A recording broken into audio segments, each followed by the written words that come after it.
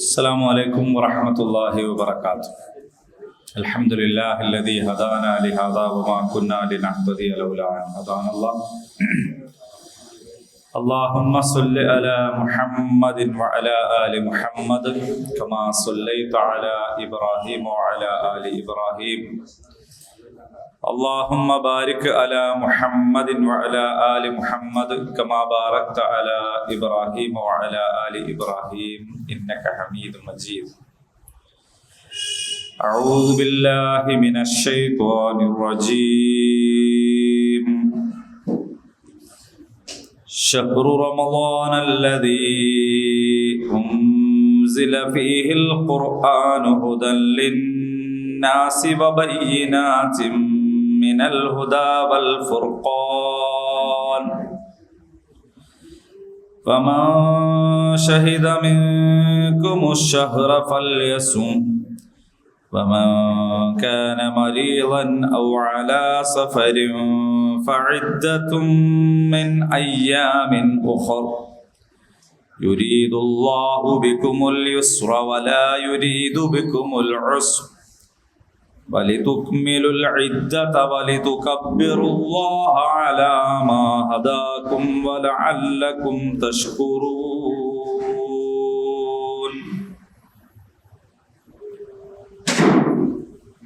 സൂറത്തുൽ ബഖറ 185. നമ്മൾ സാധാരണ എല്ലാ റമദാൻ മാസത്തിനും മുന്നോടിയായിട്ട് നിരന്തരം കേട്ടുകൊണ്ടിരിക്കുന്ന ചില ആയത്തുകളിലൂടെയാണ് നമ്മൾ കടന്നു പോകുന്നത്. യാ അയ്യുഹല്ലദീന ആമനു കുത്തിബ അലൈക്കുമുസ് സിയാം.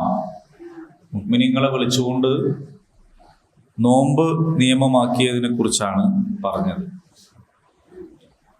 അത് എപ്പോഴാണ് നിയമം? അയ്യാമം മഅദൂദാത്ത്, എണ്ണപ്പെട്ട ദിവസങ്ങളിലാണ്.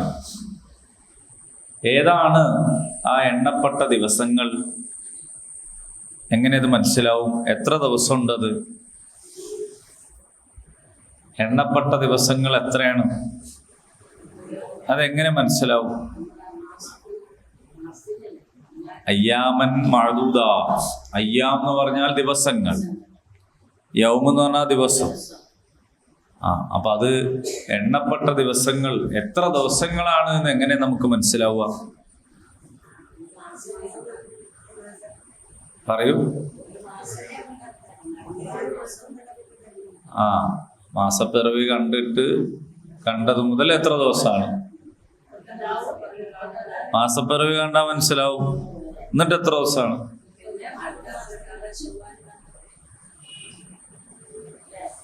അതെങ്ങനെ മനസ്സിലാവും? മാസം കണ്ടു, ഇനി പിന്നെ മാസം കാണണമെന്ന് പറയരുത്. മാസം കണ്ടു, ഇനി എത്ര ദിവസമാണ് ഇങ്ങനെ മനസ്സിലാവും? പിന്നെയും മാസം കാണാം. ഒന്നും പോരാ. നിങ്ങൾ പരീക്ഷയിൽ തോൽക്കും. പഠിപ്പിച്ചുത്തരം പറയണം, അല്ലെങ്കിൽ പരീക്ഷയിൽ തോൽക്കും. എന്താണ് അതിന്റെ മെത്തഡോളജി? എങ്ങനെയാണ് അത് മനസ്സിലാവുക?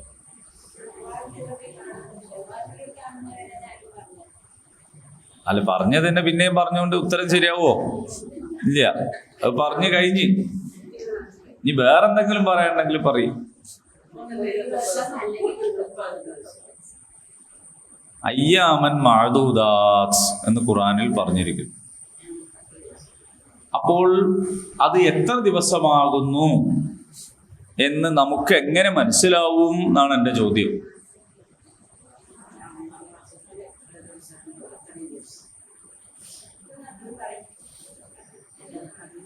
നിങ്ങൾ തന്നെ പറയാം. അതൊരു എളുപ്പമുള്ള കേസാണ്. ഏതെങ്കിലും ഒരാൾ പറയും. ഷെഹറൊന്നും പറഞ്ഞില്ല ഇവിടെ. ഷെഹറൊന്നും പറഞ്ഞിട്ടില്ലല്ലോ. അയ്യാമം മഅദൂദാത്ത് എന്നാണ് പറഞ്ഞിട്ടുള്ളൂ. പരിശുദ്ധ ഖുർആനിൽ പറഞ്ഞിട്ടുള്ളത് നിങ്ങൾക്ക് നോമ്പ് നിർബന്ധമാക്കിയിരിക്കുന്നു. അയ്യാമൻ മഅദൂദാത്ത്, എണ്ണപ്പെട്ട ദിവസങ്ങളിൽ. എന്റെ ചോദ്യം, ഇതെങ്ങനെ മനസ്സിലാവും? പിന്നെ അതിനെ പറഞ്ഞുകൊണ്ടിരുന്നിട്ട് കാര്യമുണ്ടോ? അത് പറഞ്ഞു കഴിഞ്ഞില്ലേ?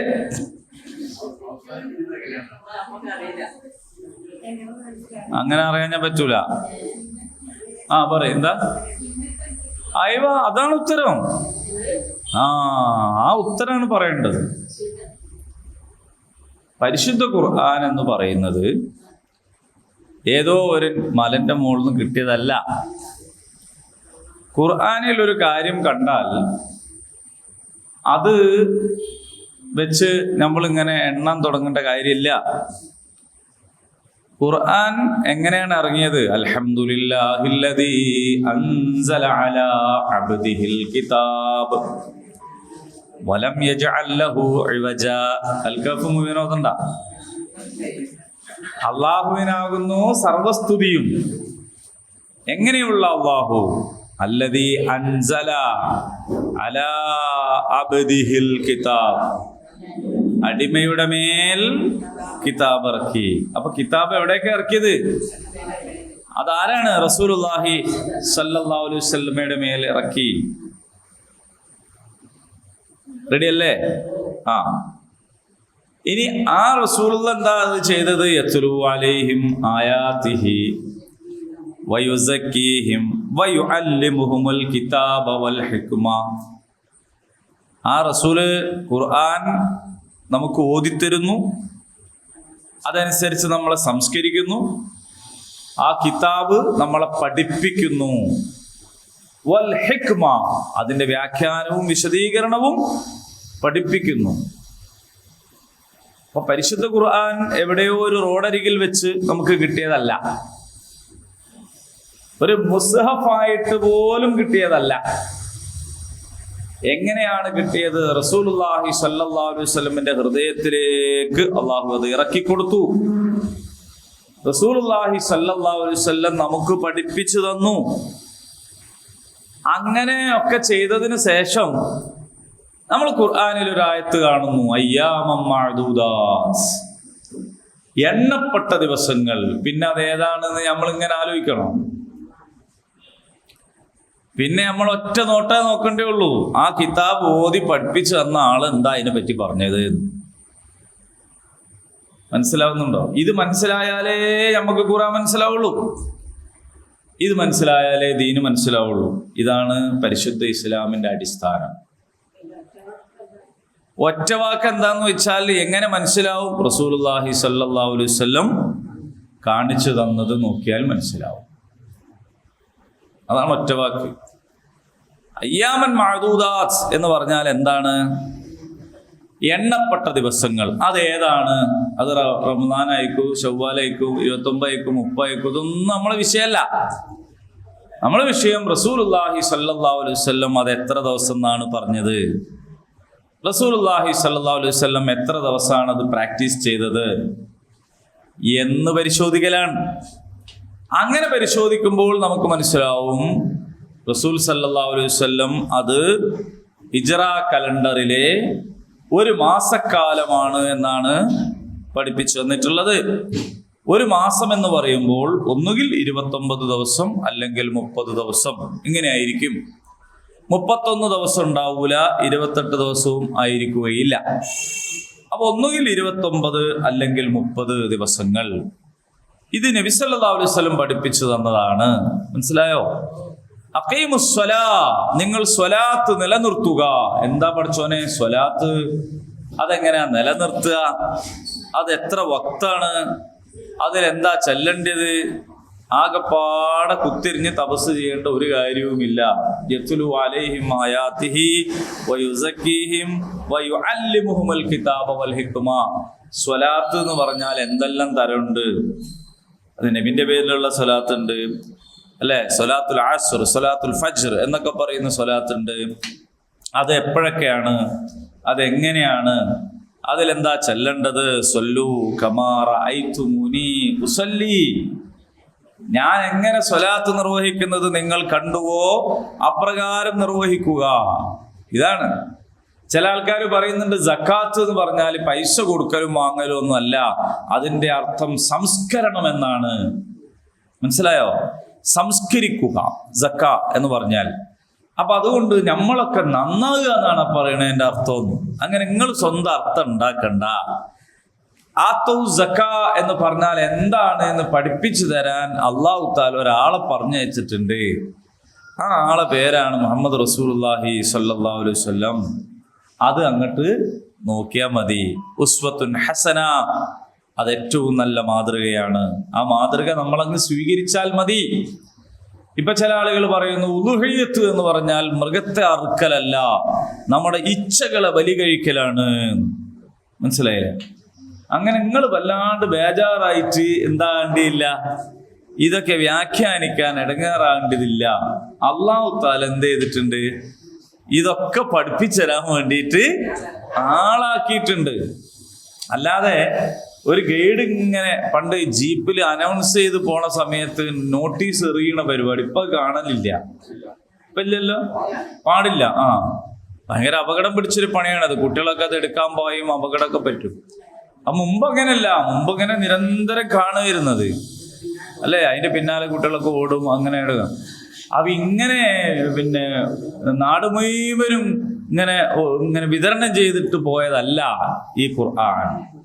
ഖുർആൻ എങ്ങനെയാണ്? കൃത്യമായും റസൂലുള്ളാഹി സ്വല്ലല്ലാഹു അലൈഹി വസല്ലമയുടെ ഖൽബിലേക്ക്, അതും ക്രമപ്രവൃദ്ധമായിട്ട്. നാളേക്കുള്ളത് ഇന്ന് പറഞ്ഞിട്ടില്ല, ഇന്നേക്കുള്ളത് മാത്രം ഇന്ന് പറഞ്ഞ് ഓരോ നിയമം. ഇപ്പൊ നമ്മൾ പഠിച്ചുകൊണ്ടിരിക്കുന്ന നിയമം തന്നെ നോമ്പിനെ കുറിച്ചുള്ള അതിന്റെ തുടക്കമാണ്.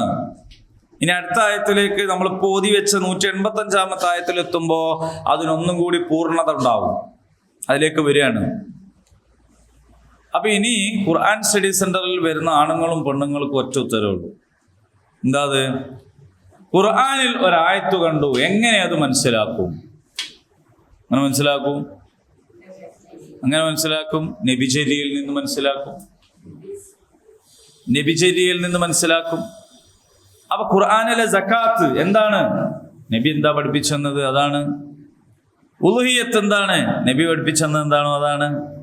സക്കാത്ത് എന്താണ്? നബി പഠിപ്പിച്ചെന്നത് എന്തോ അതാണ്. അതുകൊണ്ടാണ് ഞാൻ കഴിഞ്ഞ ആഴ്ച ഉദാഹരണം പറഞ്ഞില്ലേ, എന്താ പറഞ്ഞത്?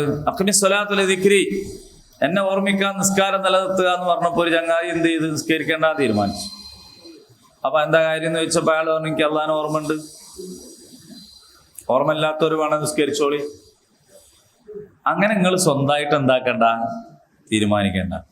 ഏറ്റവും കൂടുതൽ റബ്ബിനെ ഓർമ്മയുള്ള റസൂലുള്ളാഹി സ്വല്ലല്ലാഹു അലൈഹി വസല്ലം എന്ത് സ്വലാത്താ നടത്തിയത്, എങ്ങനെയാ നടത്തിയത്? അതിനെക്കാട്ടിൽ അപ്പുറം നിങ്ങൾക്ക് ഓർമ്മയൊന്നുമില്ലല്ലോ. അപ്പൊ ഇപ്പറഞ്ഞതിന്റെ മാന എന്താണ്? നിസ്കാരം കൊണ്ട് അള്ളാഹുവിനെ ഓർമ്മിക്കണം എന്നാണ്. അല്ലാണ്ട് അള്ളാഹിനെ ഓർമ്മ ഉള്ളോ നിസ്കരിക്കാൻ തിരിച്ചല്ല, രണ്ടും വ്യത്യാസമുണ്ട്. ഈ വഖഫ് സ്വത്തുകളിൽ ഉള്ള എൻക്രോച്ച്മെന്റിനെ കുറിച്ചാണ് സച്ചാർ കമ്മിറ്റി പറയുന്നത്. വഖഫ് സ്വത്തുക്കൾ കയ്യേറിയതിനെ കുറിച്ച്. മെഞ്ഞാന്ന് പാർലമെന്റിൽ നിന്നുള്ള ആൾക്കാർ പറയണത് എന്താണെന്ന് വെച്ചാൽ മറ്റുള്ളത് കയ്യേറിയിട്ട് വഖഫ് ആക്കിയതിനെ പറ്റിയാണ്. ഇങ്ങനെയുണ്ട്. വഖഫ് കയ്യേറ്റം എന്ന് പറഞ്ഞാൽ ശരിക്കും എന്താന്ന് വെച്ചാൽ വഖഫ് സ്വത്തുക്കൾ മറ്റുള്ള പലരും കയ്യേറിയതാണ്. ഇപ്പോഴുള്ള ചർച്ച മറ്റുള്ളവർ കയ്യേറിയിട്ട് വഖഫാക്കിയതാണ്. എന്നിട്ട് പിന്നെ അതാണ് പിന്നെ തെളിയിക്കേണ്ട പ്രശ്നം. മനസ്സിലായല്ലേ? അങ്ങനെ കാര്യങ്ങൾ ഉൾട്ടായിട്ട് തിരിച്ച് അവതരിപ്പിക്കുന്ന ഒരു കാലത്താണ് നമ്മൾ ജീവിക്കുന്നത്. അപ്പൊ ഒരു ചോദ്യം ഒരു ഉത്തരം. ഒരു ചോദ്യത്തിന് ഒരു ഉത്തരം തന്നെ വേണമെന്നില്ല കേട്ടോ, ഒരുപാട് ഉത്തരം ആവാം. പക്ഷെ ചിലത് ഒരു ഉത്തരം തന്നെ പറയാൻ തീരൂ. അതിന് കുറെ ഉത്തരം പറഞ്ഞിട്ട് കാര്യമില്ല. അപ്പോൾ ഇനി ഇതേപോലെ ഇനിയും ഖുർആനിൽ നിന്ന് നിങ്ങൾക്ക് ചോദ്യങ്ങൾ കേൾക്കാം. ആ ചോദ്യങ്ങൾക്കെല്ലാം നമ്മുടെ കയ്യിൽ വളരെ ഭദ്രമായ ഒരു ഉത്തരമുണ്ട്. അത്തിഉല്ലാഹ വ അത്തിഉർ റസൂൽ, അല്ലേ? വറുദ്ദൂഹു ഇലല്ലാഹി വറസൂൽ, നിങ്ങൾ അള്ളാഹുവിലേക്കും റസൂലിലേക്കും മടക്കുക. എന്തിനങ്ങനെ പറഞ്ഞത്? അള്ളാഹുവിലേക്ക് മടക്കുക എന്ന് മാത്രം പറഞ്ഞാൽ പോരേനോ? അപ്പൊ റസൂലുള്ളാഹി സ്വല്ലല്ലാഹു അലൈഹി വസല്ലമിന്റെ മാതൃകയെ, സുന്നത്തിനെ മാറ്റി നിർത്തിക്കൊണ്ട് ഒരു കിതാബ് നിങ്ങൾക്ക് തിരിയൂല. തിരിയൂല. അതുകൊണ്ടാണ് ഞാൻ പറഞ്ഞത്, ചില ആൾക്കാർ പറയും നിസ്കാരം ഖുർആനിൽ 3 വക്തേ ഉള്ളൂ, ഖുർആൻ ഒറ്റ വക്തുമില്ല. നിങ്ങള് ഏതെങ്കിലും സമയത്ത് അത്തം തീർത്ത ആൾക്കാരായിരിക്കുമല്ലോ, ഏതെങ്കിലും നിങ്ങൾ നിസ്കാരം എന്ന് വായിച്ചോ? നിസ്കാരം എന്നുണ്ടോ ഖുർആനിൽ? ഇല്ല. ഖുർആനിൽ നിസ്കാരം തന്നെ ഇല്ല. ഖുർആനിലുള്ള എന്താണ്? സ്വലാത്ത് എന്നാണ്. ഈ സ്വലാത്ത് എന്ന് പറഞ്ഞാൽ എന്താന്നുള്ളത് എങ്ങനെ തിരിയാ? സല്ലു അലൈഹി വസല്ലിമു തസ്ലീമാ, ഇതും ഖുർആനിലുള്ള ആയത്താണ്. അങ്ങനെ ആ പറയുന്ന സ്വലാത്ത് നബിയുടെ പേരിലുള്ള സ്വലാത്താണ് എന്നും, അഖീമുസ്സലാ എന്ന് പറയുന്ന സ്വലാത്ത് 5 നേരത്തെ സ്വലാത്താണ് എന്നും എങ്ങനെ തിരിയണം? റസൂൽ പറയണം. അപ്പൊ റസൂലുള്ളാഹി സ്വല്ലല്ലാഹു അലൈഹി വസല്ലം ആണ് ഇത് വ്യാഖ്യാനിക്കേണ്ടത്, ഇത് വിശദീകരിക്കേണ്ടത്, ഇത് മാതൃക കാണിക്കേണ്ടത് എന്നതാണ് നമ്മുടെ ഭദ്രമായ സാധ്യത.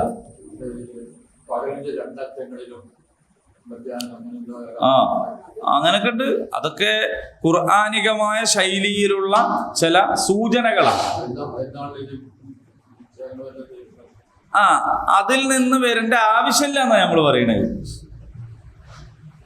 ദുലൂക്കി ഷംസ് എന്നൊക്കെ പറഞ്ഞിട്ട് അത് ഖുർആനിലുള്ള സൂചനകളാണ്. ഇന്ന ആ ആയത്തുകൾ വെച്ചിട്ട് പണ്ഡിതന്മാർ പറയുന്നത് ഇത് സുബഹിനെ കുറിച്ചാവാം, സ്വലാത്തുൽ വുസ്ത എന്ന് പറയുന്നുണ്ട്. അപ്പൊ അത് ഇന്ന നിസ്കാരമാകാം. മനസ്സിലായല്ലേ? ഖസഖിൽ ലൈൽ എന്ന് പറയുന്നത് ഇന്ന നിസ്കാരത്തെ കുറിച്ചാകാം. അല്ലാഹു അലം എന്ന് അടിയിൽ എഴുതു. എന്ന് പറഞ്ഞാൽ ഇതൊക്കെ ഖുർആനിൽ വന്ന എന്ന് പറയുന്നത് ജമാഅത്ത് നിസ്കാരത്തെ കുറിച്ചാകുന്നു എന്ന് പണ്ഡിതന്മാർ പറഞ്ഞിട്ടുണ്ട്. അവിടെ റുക്കൂ എന്ന് മാത്രമേ പറഞ്ഞിട്ടുള്ളൂ. പക്ഷെ അത് നിങ്ങൾ റുക്കൂ ചെയ്യുന്നവരോടൊപ്പം റുക്കൂ ചെയ്യുക എന്ന് പറഞ്ഞാൽ പോയിട്ട് വെറും റുക്കൂ അല്ല, ജമാഅത്ത് നിസ്കാരം. ഇതൊക്കെ അതിനെക്കുറിച്ചുള്ള വ്യാഖ്യാനങ്ങളാണ്. ഫജർ, ളുഹർ, അസർ, മഗ്രിബ്, ഇശാ എന്ന് നമുക്ക് കിട്ടിയത് എവിടുന്നാണെന്ന് വെച്ചാൽ സുന്നത്ത് നിന്നാണ്. അപ്പൊ റസൂലുള്ളാഹി സ്വല്ലല്ലാഹു അലൈഹി വസല്ലം പഠിപ്പിച്ചത് നമ്മൾ ഒഴിവാക്കിയാൽ പിന്നെ നിസ്കാരം ഒറ്റൊന്നും കിട്ടൂല ഖുർആൻ. കാരണം ഖുർആൻ എന്ന് പറയുന്നതിന്റെ ശൈലി അക്കമിട്ട് കാര്യങ്ങൾ പഠിപ്പിക്കുന്ന ശൈലിയല്ല. ഇസ്ലാം കാര്യം 5 ഈമാൻ കാര്യം 6 ഖുർആനിലുണ്ടോ? എന്നാ ഈമാൻ കാര്യം ഖുർആനിലില്ലേ? ഉണ്ട്. ഇസ്ലാം കാര്യം ഖുർആനിലില്ലേ? അതുണ്ട്. ഇസ്ലാം കാര്യത്തിലെ ഒരു കാര്യമാണ് ഇപ്പൊ പറഞ്ഞുകൊണ്ടിരിക്കുന്നത്, നോമ്പ്. വേറെ കാര്യം ഷഹാദത്ത് വേറെ സ്ഥലത്ത് പറയുന്നുണ്ട്, സക്കാത്ത് പറയുന്നുണ്ട്, ഹജ്ജ് പറയുന്നുണ്ട്. അപ്പൊ ഇസ്ലാം കാര്യം 5 ഖുർആനിൽ പറയുന്നുണ്ട്. പക്ഷെ അതിങ്ങനെ അക്കമിട്ട് 1, 2, 3, 4 ഇങ്ങനെ പറയൂല. ഇപ്പൊ നിങ്ങൾ നോക്കൂ, ഖുർആനിൽ തന്നെ 25 നബിമാരെ പേര് പറയുന്നുണ്ട്. ഏതെങ്കിലും അധ്യായത്തിൽ 1 ആദം, 2 ഇദ്രീസ്, 3 ഇങ്ങനെ ഉണ്ടോ? അങ്ങനെ ഉണ്ടാവില്ല. ഖുർആന്റെ രീതി അങ്ങനെയല്ല. ഓരോ കിതാബിനും ആ കിതാബിൻ്റെതായ രീതിയുണ്ട്. നിസ്കാരത്തിന്റെ ഷർത്ത് ഇത്ര എണ്ണാണ്, ഫർള് ഇത്ര എണ്ണാണ്, ഇതൊന്നും ഖുർആനിൽ ഉണ്ടാവില്ല. ഖുർആനിൽ ഉണ്ടാവുക എന്താണ്? ഇതിന്റെ അടിസ്ഥാനമാണ്. ആ അടിസ്ഥാനം അനുസരിച്ച് ഇത് ഇന്നതാണ് എന്ന് കോളവും കള്ളിയും തിരിച്ച് ഇത് ഫർളാണ് ഒക്കെ പഠിപ്പിച്ചു തരാനാണ് റസൂലുള്ളാഹി സ്വല്ലല്ലാഹു അലൈഹി വസല്ലം. അതുകൊണ്ടാണ് നബി സല്ലല്ലാഹു അലൈഹി വസല്ലം ഇല്ലാതെ ഒരു ഖുർആൻ നമുക്ക് തന്നിട്ടില്ല. മനസ്സിലായില്ലേ? അപ്പൊ നമ്മളെ സംബന്ധിച്ചിടത്തോളം ക്ലിയർ ആണ്. ഖുർആൻ മനസ്സിലാക്കാൻ എന്താണ് മാർഗം? സുന്നത്ത് എന്നതാണ്. സുന്നത്ത് എന്ന് കേൾക്കുമ്പോൾ നമ്മൾ മറ്റേ സുന്നത്താന്ന് വിചാരിക്കരുത്. ഏത് ചെയ്താൽ കൂലിയുള്ളതും ഉപേക്ഷിച്ചാൽ കുറ്റമില്ലാത്തതും എന്ന് പറയുന്ന ആ ഐച്ഛിക കാര്യങ്ങളെ കുറിച്ചല്ല. അത് നഫിൽ എന്നാണ് ശരിക്കും പറയാ. ഇത് നബിചര്യ എന്നതാണ്. മനസ്സിലായോ?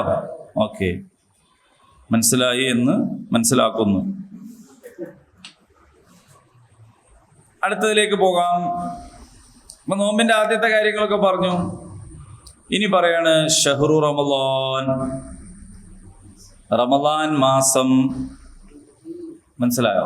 റമളാൻ മാസം, റമളാൻ മാസത്തെ പരിചയപ്പെടുത്താൻ പോവാണ്. അല്ലദീ, അതെങ്ങനെയുള്ളതാണ്?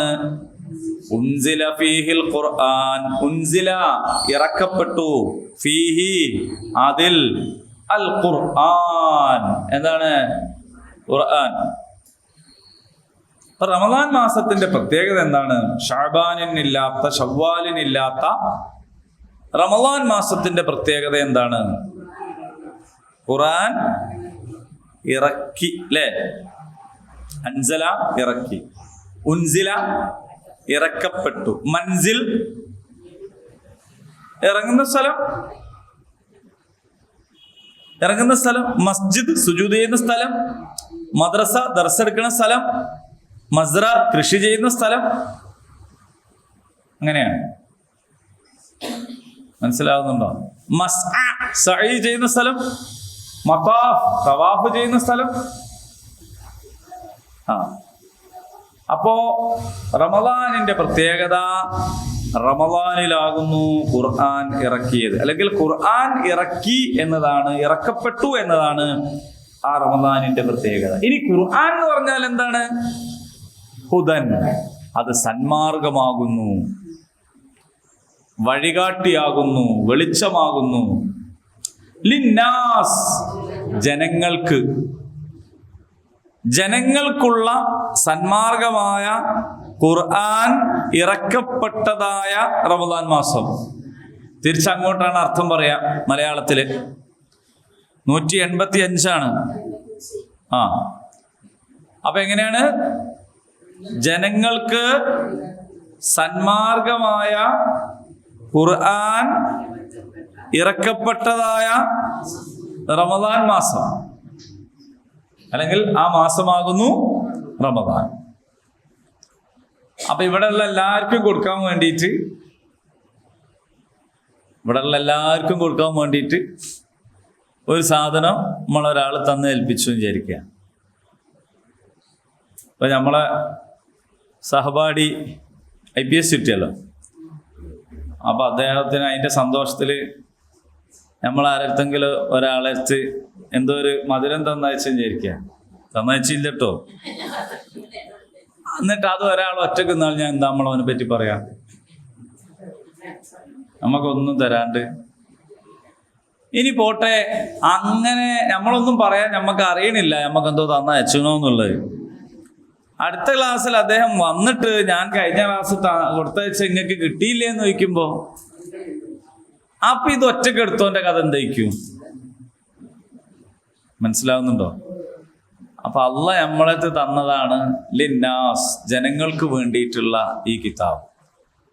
ഇതാർക്കും കാണിച്ചു കൊടുക്കാണ്ട് നമ്മളതായിട്ട് സ്വന്തം വെച്ചാല്, എല്ലാവർക്കും കൂടി അള്ളാഹ് തന്ന സാധനം സ്വന്തം വെച്ച മഹാബടക്ക് മനുഷ്യന്മാരാവും നമ്മള്.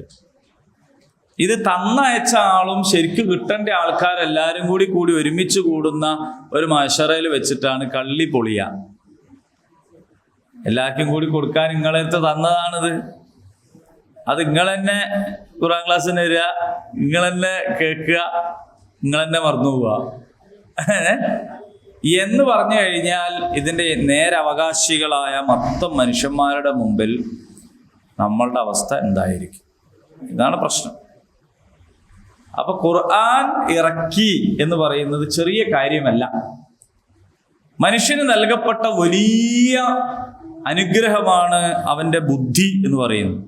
ബുദ്ധി എന്ന് പറഞ്ഞത് വലിയൊരു അനുഗ്രഹമാണ്. പക്ഷേ വേദം ഇല്ല എങ്കിൽ അവന്റെ ബുദ്ധി എന്ന് പറയുന്നത് കേവല ബുദ്ധി കൊണ്ട് അവന് കാര്യം തിരിഞ്ഞിട്ടൂല. ഇപ്പോ മനുഷ്യന്റെ ബുദ്ധി കൊണ്ട് തിരിയുന്ന കുറെ കാര്യങ്ങളുണ്ട്, അല്ലേ? ബുദ്ധിയുള്ള മനുഷ്യന്മാർക്ക് നിങ്ങളെ പറ്റി തന്നെ തിരിയുന്ന കുറെ കാര്യങ്ങൾ. പക്ഷേ അതുകൊണ്ട് എന്താണ് ധർമ്മം, എന്താണ് അധർമ്മം എന്ന് തിരിഞ്ഞോളണമെന്നില്ല. ഓരോരുത്തർക്കും ഓരോ ന്യായമാകുന്നത് അതുകൊണ്ടാണ്. ഏത് കുറ്റവാളി എടുത്താലും അയാൾക്ക് ഒരു ന്യായീകരണ കഥ പറയാനുണ്ടാവും, ഞാൻ ഇങ്ങനെ ഇന്നത് കൊണ്ടാണ് എന്ന് പറഞ്ഞിട്ട്. അപ്പോ ബുദ്ധി കൊണ്ട് മനസ്സിലാക്കാൻ കഴിയുന്ന കുറേയേറെ കാര്യങ്ങളുണ്ട്. ആ ബുദ്ധിക്കപ്പുറമുള്ള ചില കാര്യങ്ങളും. അള്ളാഹുവിനോട് നമ്മൾ എങ്ങനെ ഇബാദത്ത് ചെയ്യണം, ഇത് നമ്മളെ ബുദ്ധി കൊണ്ട് ആലോചിച്ചിട്ട് ഒരു കാര്യമില്ല. അല്ലാഹു തആലക്ക് എങ്ങനെ ഇബാദത്ത് ചെയ്യണമെന്ന് അടിമകൾ ഇരുന്ന് ആലോചിച്ചിട്ട് കാര്യമില്ല, അവർക്കത് മനസ്സിലാവൂല. മനസ്സിലാവൂല. അപ്പൊ അതിനെന്താ മാർഗം? അത് അള്ളാഹു പറഞ്ഞു തരണം. നമ്മള് നന്മയെയും തിന്മയും കുറിച്ചൊക്കെ നമ്മുടെ സങ്കല്പം നമ്മുടെ അനുഭവത്തിൽ നിന്ന് മാത്രമുള്ള ഒരു സങ്കല്പമായിരിക്കും. നമ്മുടേതായ അനുഭവം എത്ര പെട്ടെന്ന് മാറും. നമ്മൾ ജീവിച്ചിരിക്കുന്ന കാലത്ത് തന്നെ എന്തെല്ലാം കാര്യങ്ങൾ, നല്ലത് ചീത്തയും ചീത്ത നല്ലതും മോശമല്ലാത്തത് വെറും മോശവും ഒക്കെ ആയി മാറി. തെറ്റ് ശരിയും ശരി തെറ്റൊക്കെ ആയി അങ്ങോട്ടും ഇങ്ങോട്ടൊക്കെ മാറും പലതും. ഇനി ഒരേ കാലത്ത് വ്യത്യസ്ത നാടുകളിൽ വ്യത്യസ്ത നന്മകളാണ്. ഒരേ കാലത്ത് തന്നെ ഒരു നാട്ടിലെ നന്മ വേറൊരു നാട്ടിലെ വലിയ തിന്മയാവും. ഇതാണ് മനുഷ്യൻ എന്ന് പറയുന്നത്, മനുഷ്യന്റെ ഭൗതികമായ കാര്യം. പണ്ട് കല്യാണപ്പേരിലെ സിഗരറ്റ് കൊടുക്കലൊരു അന്തസ്സല്ലേ, സിഗരറ്റ് ഇങ്ങനെ വിതരണം ചെയ്യാന്ന് പറയുന്നത്. ഇന്നിപ്പോ ഒരുത്തൻ കല്യാണപ്പേരിൽ 4 ആളുടെ ഇടയിൽ ഒന്ന് സിഗരറ്റ് വലിച്ചാലോ ഓൻ്റെ അത്ര മോശം വേറെ ആരും ഉണ്ടാവില്ല. മുമ്പ് അങ്ങനെയല്ല. ഇന്നിപ്പോ സിഗരറ്റ് വലിക്കണമെന്ന് തന്നെ മെല്ലെ ബാത്റൂമിൽ പോയിട്ടോ അല്ല അപ്പുറത്തും ഇപ്പുറത്തൊക്കെ പോയിട്ടോ അത് ചെയ്യുള്ളൂ. മുമ്പ് അങ്ങനെയല്ല. മുമ്പ് ഇതിങ്ങനെ കൊണ്ടു കൊടുക്കും. വരുമ്പോ പാത്രത്തിൽ വെച്ചിട്ട് എല്ലാരും ഇങ്ങനെ എടുക്കും. അപ്പോ അതിന്റെ ഒരു അവസാന കാലത്ത് ഞാനൊക്കെ കണ്ടുകണത് കൊടുക്കണ വിതരണം ചെയ്യും. അപ്പൊ ഒരു കാലത്ത് അതെന്താണ്, ഒരു മാന്യതയാണ്, ഒരാൾ വലുതാകുന്നതിന്റെ തെളിവാണ്, ഒരുത്തനൊരു കാര്യപ്രാപ്തി ഉള്ളവനായി എന്നുള്ളൊരു തെളിവാണ് സിഗരറ്റ് വലിക്കാനൊക്കെ തുടങ്ങിയിട്ടുള്ളത്. അത് മാറി, ഇപ്പം വേറൊരു രീതിയിലാണ് അല്ലേ. അപ്പൊ ഞാൻ അതിൻ്റെ ഒരു ചെറിയൊരു ഉദാഹരണം പറഞ്ഞുള്ളൂ. അപ്പൊ നമ്മളെ നന്മന്റെ തിന്മന്റെ ഒക്കെ കഥ അത്രേ ഉള്ളൂ. ഒരു കാലത്ത് നമുക്ക് നന്മയാവും, ഒരു കാലത്ത് അത് തിന്മയാവും, ഒരു കാലത്ത് മാന്യതയാവുന്നത് വേറൊരു കാലത്ത് മാന്യത അല്ലാതാവും. ഇപ്പൊ നമ്മൾ മലബാറിലൊക്കെ ആളെ ബഹുമാനിച്ചിട്ടാണ് ഇങ്ങള് എന്ന് വിളിക്കുക. തെക്കോട്ട് പോയിട്ട് ഇങ്ങള് എന്ന് വിളിച്ചാൽ ഇത്ര മോശം വേറൊന്നുമില്ല. നമ്മളെ സ്കൂളിൽ ഒരു ടീച്ചർ വന്ന അനുഭവം എനിക്ക് ഇപ്പോഴും അറിയാം. ടീച്ചർ വന്ന ആദ്യ ദിവസം തന്നെ നമ്മളെ ക്ലാസ് എടുക്കാൻ വന്നു. അങ്ങനെ എന്തോ പറയുമ്പോൾ ഞാൻ ക്ലാസ് ലീഡറായിരുന്നു. അപ്പോൾ ഞാൻ എണീറ്റ് നിന്നിട്ട് ടീച്ചറെ മുമ്പിൽ ഇങ്ങള് എന്ന് പറഞ്ഞു. ടീച്ചർക്ക് അങ്ങോട്ട് ദേഷ്യം പിടിച്ചു. എന്തോന്ന് പറഞ്ഞിട്ട് ടീച്ചർ എന്ന് പറഞ്ഞതിന്റെ ശേഷം നമ്മൾ പറയില്ലേ നിങ്ങൾ പറഞ്ഞത് എന്തോന്ന് പറഞ്ഞു. തന്നെ ദേഷ്യം പിടിച്ചിട്ട് ചോദിച്ചു, വീട്ടിലൊക്കെ ഇങ്ങനെയാണോ വിളിക്കല് എന്ന്. ഞാൻ പറഞ്ഞു അതെ. അതോടുകൂടിയിട്ട് ടീച്ചർ വിചാരിച്ച് ഞാൻ ടീച്ചർ വീണ്ടും എന്താക്കാണ്, മോശാക്കാണ്. പക്ഷെ നമ്മൾ നിങ്ങൾ തന്നെയല്ലേ വിളിക്കുക അല്ലേ. അവർക്ക് നിങ്ങളെന്ന് വിളിക്കാൻ പാടില്ല. പിന്നെ എന്ത് വിളിക്കും? ടീച്ചർ തന്നെ വിളിക്കണം. ടീച്ചർ പറഞ്ഞത് പോലെ, അല്ലെങ്കിൽ ടീച്ചർ ഇന്നലെ പറഞ്ഞു, അല്ലെങ്കിൽ നിങ്ങൾ ഇന്നലെ പറഞ്ഞതിനൊന്നും പറയാൻ പാടില്ല. നിങ്ങൾ നാളെ വരുമോ എന്ന് ചോദിക്കാൻ പാടില്ല. ടീച്ചർ നാളെ വരുമോ എന്നേ ചോദിക്കാൻ പാടുള്ളൂ. അപ്പൊ ഒരേ സ്ഥലത്ത്, കേരളത്തിൽ തന്നെയാണ് ഇപ്പൊ ഇത് രണ്ടും. ഒരു സ്ഥലത്ത് മാന്യമല്ല. ബംഗ്ലാദേശില് പ്രധാനമന്ത്രി നാട് വിടേണ്ടി വന്നത് ഒരു വാക്ക് പറഞ്ഞിട്ടാണ്. എന്തേനാ വാക്ക്? നിങ്ങൾ മോട്ടോർ സൈക്കിള് ലോറിൻ്റെ ഉള്ളിൽ കുടുങ്ങിയ മാത്രമേ പത്രത്തിൽ വായിക്കുള്ളൂ. നിങ്ങളെപ്പോലുള്ളൊരു പമ്പർന്നോത്തിയാണ് അസീന. എന്ത് പറഞ്ഞിട്ടാ പോരേണ്ടിയെന്ന് അവസാനം ആർക്കെങ്കിലും അറിയാം? അവിടെ വമ്പിച്ച പ്രക്ഷോഭം നടന്നു, സംഗതികളൊക്കെ ഉണ്ടായി. ആ പ്രക്ഷോഭത്തെ ഇവർ ഒരു പേര് വിളിച്ചു, പ്രക്ഷോഭകാരികൾ. പറയൂ, ആർക്കെങ്കിലും അറിയാം? ഒന്നല്ല, ഒരു വാക്ക് വിളിച്ചിട്ടുണ്ട്. ജസാക്കർ എന്ന് വിളിച്ചു. ശരിക്കും ജസാക്കർ എന്ന് പറഞ്ഞാൽ വോളണ്ടിയർ എന്നാണ്. അതിനത്ര അർത്ഥമുള്ളൂ.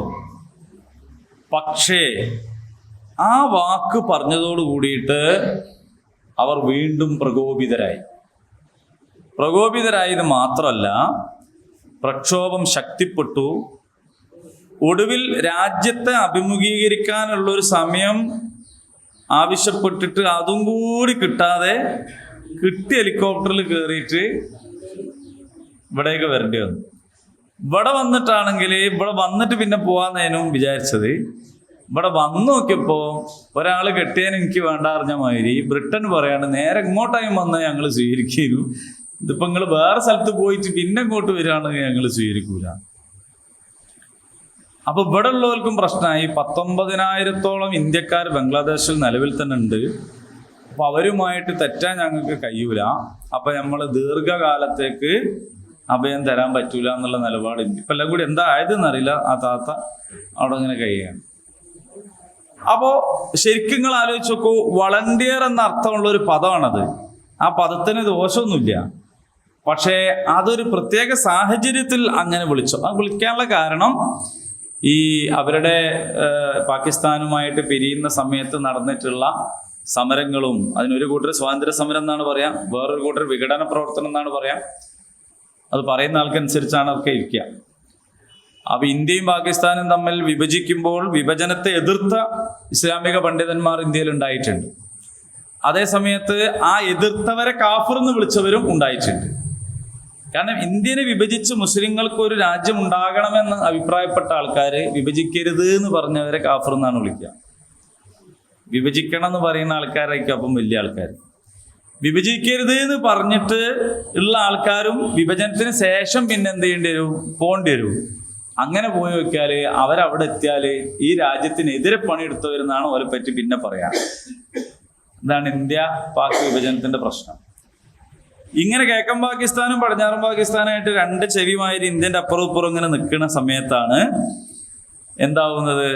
പാകിസ്ഥാനുമായിട്ട് ബംഗാളികൾക്ക് മാത്രമായ രാജ്യം വേണമെന്ന് പറയുന്നത്.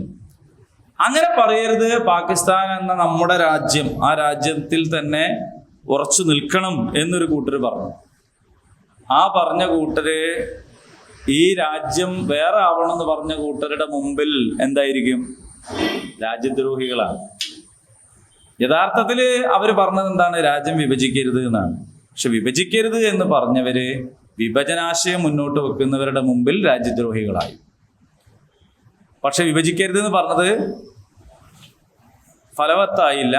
രാജ്യം വിഭജിച്ചു, ബംഗ്ലാദേശ് വേറെ ഉണ്ടായപ്പോൾ സ്വാഭാവികമായിട്ടും ഇത് വിഭജിക്കരുത് എന്ന് പറഞ്ഞ ആൾക്കാര് ആ നാട്ടിലെ രാജ്യദ്രോഹികളായി മാറി. ഇതാണ് സംഭവം. അപ്പൊ അന്നത്തെ വോളണ്ടിയർ ടീം എന്നുള്ള നിലയിൽ ജസാക്കർ എന്ന് പറയുന്ന പേരിലായിരുന്നു അവരറിയപ്പെട്ടിരുന്നത്. യഥാർത്ഥത്തിൽ അവര് മാതൃരാജ്യത്തെ വെട്ടിമുറിക്കരുത് എന്ന് പറഞ്ഞ ആൾക്കാരാണ്. പക്ഷേ രാജ്യം വേറെ വേണമെന്ന് ആവശ്യപ്പെട്ടവരുടെ കണ്ണിൽ ഇവരാരായിരിക്കും? രാജ്യദ്രോഹികളായിരിക്കും. അപ്പൊ അവിടുത്തെ സംവരണ നിയമം കൊണ്ടുവന്ന് മൊത്തം ഭരണകക്ഷികൾക്ക് മാത്രം കിട്ടുന്ന രീതിയിലേക്ക് കാര്യങ്ങൾ പോകുന്നു. അത് പാടില്ല എന്ന് പറഞ്ഞപ്പോ പിന്നെ ഈ ജസാക്കറിനും വേണ്ടിയിട്ടാണോ ഞാൻ നിയമം ഉണ്ടാക്കേണ്ടത് എന്ന് ആസീന് ചോദിച്ചു. അതോടുകൂടിയിട്ട് അവിടെയുള്ള പോരാളികളെ മൊത്തം ആക്ഷേപിച്ചു, ശകാരിച്ചു എന്നതാണ് പ്രശ്നം.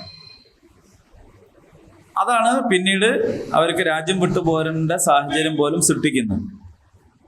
അപ്പൊ ഒരു നിർദോഷമായ ഒരു വാക്ക് സ്ഥാനം തെറ്റിപ്പറഞ്ഞപ്പോൾ പ്രധാനമന്ത്രി സ്ഥാനവും ഭരണവും പോലും രാജ്യം പോലും നഷ്ടപ്പെടുന്ന വിധത്തിലേക്ക് മാറി എന്ന് പറഞ്ഞാൽ, വാക്ക് എന്ന് പറഞ്ഞാൽ ചെറിയ സാധനമല്ല.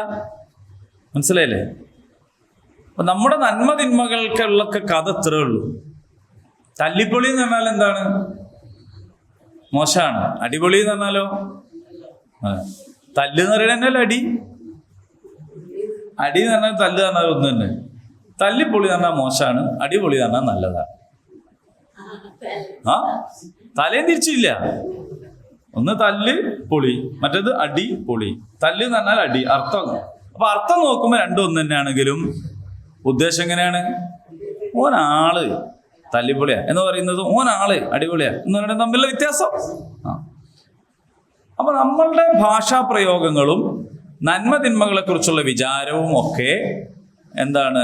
നമ്മുടെ ബുദ്ധി അനുസരിച്ച് നന്നാവാം, മോശമാവാം, ചീത്തയാവാം. ബ്രിട്ടീഷുകാർ ഇന്ത്യ ഭരിക്കുമ്പോൾ സ്വാതന്ത്ര്യ സമരം നടത്തിയവർ രാജ്യദ്രോഹികളാണ് അവരുടെ കണ്ണിൽ. അങ്ങനെയാണ് ഭഗത് സിംഗിനെ ഉൾപ്പെടെ തൂക്കിക്കൊന്നത്. പക്ഷെ ഇന്ത്യക്ക് സ്വാതന്ത്ര്യം കിട്ടിയാലോ അവർ സ്വാതന്ത്ര്യ സമര പോരാളികളാണ്. അവർക്ക് പെൻഷൻ കിട്ടും, അവരാദരിക്കപ്പെടും. മനസ്സിലായോ? അപ്പൊ നന്മ തിന്മകളുടെയും കുറ്റവാളി പുണ്യവാളൻ വിചാരങ്ങളുടെയും ഒക്കെ അടിസ്ഥാനം കാലദേശ ഭാഷ ലിംഗ വ്യത്യാസം അനുസരിച്ച് മാറൂലേ? മാറും. അതുകൊണ്ട് മനുഷ്യബുദ്ധിക്കപ്പുറത്തുള്ള വേറെ ഒരു സാധനത്തിൻ്റെ അനിവാര്യതയാണ് അത് ബോധ്യപ്പെടുത്തുന്നത്. അപ്പോ ഹിന്ദു മുസ്ലിം ക്രിസ്ത്യൻ വ്യത്യാസമില്ലാതെ, കറുത്തവൻ വെളുത്തവൻ വ്യത്യാസമില്ലാതെ, ആണ് പെണ്ണ് വ്യത്യാസമില്ലാതെ, ഇന്ത്യ പാകിസ്ഥാൻ വ്യത്യാസമില്ലാതെ മുഴുവൻ മനുഷ്യന്മാർക്കും നീതി കിട്ടണമെങ്കിൽ ഇതിലൊന്നും പെടാത്തതായ ഒരു നിയമനിർമ്മാതാവ് ആവശ്യമാണ്.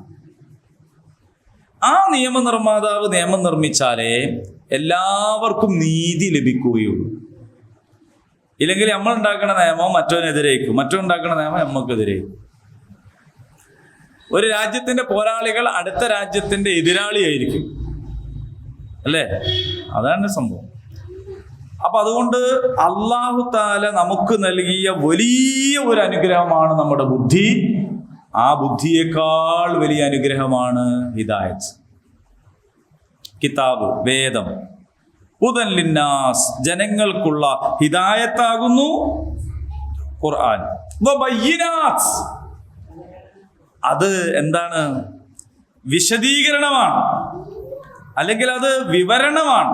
ബയ്യിനാത്ത്, നല്ല വ്യക്തതയുള്ള വിവരണമാണത്. അപ്പൊ അല്ലാഹു തആലയെ കുറിച്ച് ഒരു അവ്യക്തമായ അമൂർത്തമായ എന്തോ ഒരു സംഗതിയല്ല. അങ്ങനെയുള്ള സംഗതി നമ്മുടെ നാട്ടില് ഇതില്ലാതെ തന്നെ കിട്ടും. അതുകൊണ്ടാണ് പിന്നെ ഭൗതികന്മാര് പോലും പറയുന്നത് ഒരു ശക്തി അല്ലെങ്കിൽ ഒരു പ്രകൃതി എന്നൊക്കെ പറയുന്നത്. അപ്പൊ അതിന് വ്യക്തതല്ല, അത് ഇന്നതാണ് എന്നൊന്നും അവർക്ക് അറിഞ്ഞൂടാ. എന്തോ ഒരു ശക്തി, എന്തോ ഒരു പ്രകൃതി എന്നൊക്കെ പറഞ്ഞിട്ട് അവർക്ക് ഇങ്ങനെ ഒയന്നു പോണം. അതുകൊണ്ടാണ് ബയ്യിനാത്താണ് ഖുർആൻ. പക്ഷെ ഖുർആൻ അങ്ങനല്ല പറയുന്നത്. ഹുവ അല്ലാഹു അഹദ് ലം യലിദ് വലം യൂലദ്, അല്ലേ? വലം യകുൽ ലഹു കുഫുവൻ അഹദ്. കൃത്യമായ വിവരണങ്ങൾ നൽകുന്നു. ആരാണ് അല്ലാഹു? എന്താണ് ലോകം? എന്താണ് പടപ്പുകൾ? എന്താണ് പടച്ചോന്? എന്താ പടച്ചോന്റെ ഗുണങ്ങൾ? മനസ്സിലായോ? ഇങ്ങനെ ബയ്യിനാത്താണ് ഖുർആൻ. മിനൽ ഹുദ, അപ്പൊ സന്മാർഗത്തിന്റെ വിശദീകരണമാണ്. വൽ ഫുർഖാൻ, ഇത് ഉരകല്ലാണ്. ഉരകല്ല് എന്ന് പറഞ്ഞാൽ എന്താ? ഉരകല്ല് കണ്ടിടങ്ങള്? അരകല്ലല്ല. സ്വർണം വരച്ചു ജ്വല്ലറിയിലൊന്നും പോവല്ല അല്ലേ? കല്ല് മാറിപ്പോയ ഒരു കഥ ഉണ്ട്, നിങ്ങൾ കേട്ടണോ? കല്ല് മാറിപ്പോയ കഥ കേട്ടണോ നിങ്ങള്? കേട്ടില്ല? അൽഹംദുലില്ലാ, നിങ്ങൾ ഒന്നും കേൾക്കാത്തതുകൊണ്ട് എനിക്ക് എന്തൊക്കെ സാധ്യതയാണെന്നറിയാം. നിങ്ങളെല്ലാം കേട്ടിരുന്നെങ്കിൽ ഞാനെന്താ പറയാ? അപ്പോ പൊന്നും പീടിയെ പോയാല് ഇതിങ്ങനെ ഒരുതും.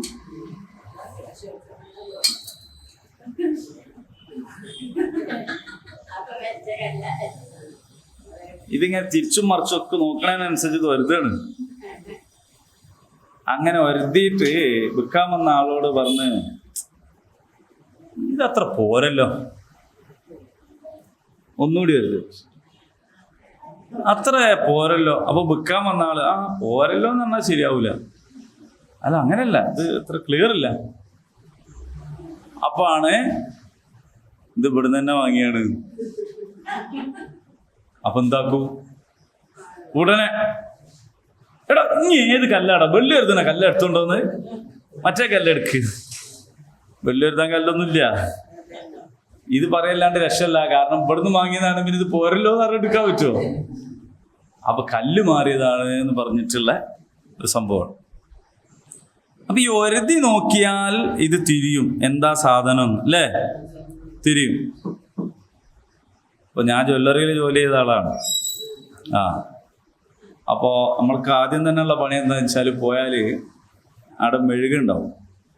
വീഡിയോ തുറന്ന് ആളൊക്കെ വരുന്നതിന് മുമ്പ് ചെയ്യേണ്ടത് ഈ കല്ലിൻ്റെ മുകളിലുള്ള ഇന്നലെ വരുത്തി വെച്ച മൊത്ത സാധനം ഈ മെഴുകിൻ്റെ മുകളിൽ ഒപ്പിയെടുക്കുക എന്നുള്ളതാണ്. അങ്ങനെ ഒപ്പിയിട്ട് അതവിടെ വെച്ചിട്ട് നല്ല വെളിച്ചെണ്ണ എടുത്ത് ഈ കല്ലിൻ്റെ മുകളിൽ തേച്ച് പിടിപ്പിച്ചു, എന്നിട്ട് അവിടെ കൊണ്ടുപോയി. അപ്പം വിൽക്കാൻ വരുന്ന സമയത്ത് വരുതു. അങ്ങനെ വരുതി എന്ന് അറിഞ്ഞാൽ ഇടയ്ക്ക് പോയിട്ട് എന്ത് ചെയ്യും, അത് എടുത്തുകൊണ്ട് വന്നിട്ട് വേഗം ഒപ്പിയെടുക്കും. എന്നിട്ട് പിന്നെയും വെളിച്ചെണ്ണ തേച്ചിട്ട് കൊണ്ടുവരും.